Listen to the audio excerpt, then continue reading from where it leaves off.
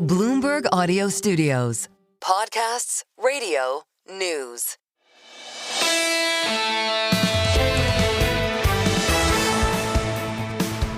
The single best idea.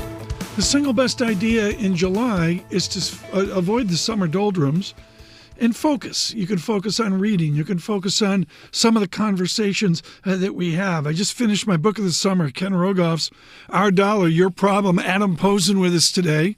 Off of that, a great seminar coming up in September with Ken Rogoff at the Peterson Institute. But there's a lot to think about and talk about even in the 85 and 90 degree heat. So let us get started. Stephanie Roth at Wolf Research, optimistic Q3, optimistic Q4, a real change in tone to a better economy. Here's Stephanie Roth. I mean, this has been a difficult backdrop to forecast, but I have conviction that Q3 could be okay and then Q4 could start getting better.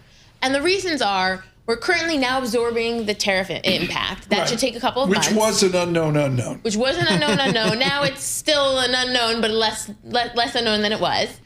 So we're sort of honing in on our estimates in terms of what's being absorbed. Based on our own numbers, we've absorbed about 35% of the impact. We expect that we'll see that for the next couple of months. So we still might see a sluggish backdrop through Q3. Q4, that should start to inflect higher. You should start to see travel demand improve.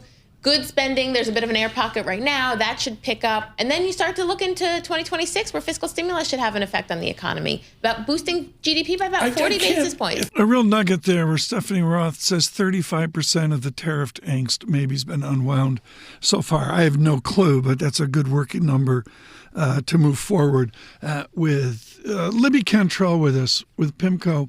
And late in the conversation, the usual Washington talk, I asked her about the America that's being left behind. Let's listen. I think that's absolutely right. And I mean, this is part of the reason why I think the majority of Americans elected President Trump is that they did feel like the establishment, that the elites, the Bloomberg elites, if you will, Tom, we're leaving the working, person behind. I'm not sure if those folks feel like the Trump administration elites yet have addressed some of those concerns, particularly around cost of living. I mean, these are all, kitchen table issues. These are still the most important for voters. And that doesn't seem to have gone away if you just look, at least at the polling. Take that with a grain of salt. Libby Cantrill there. Really interesting political discussions today. Cantrill with PIMCO, and thank you, Wendy Schiller of Brown University as well, on the midterm elections. They're out there. They're not upon us, but, November of 2026. In some way or form beckons. Thank you so much for your interest on podcasts, on Spotify, on Apple Podcasts as well, and on YouTube Podcasts. It's Single Best Idea.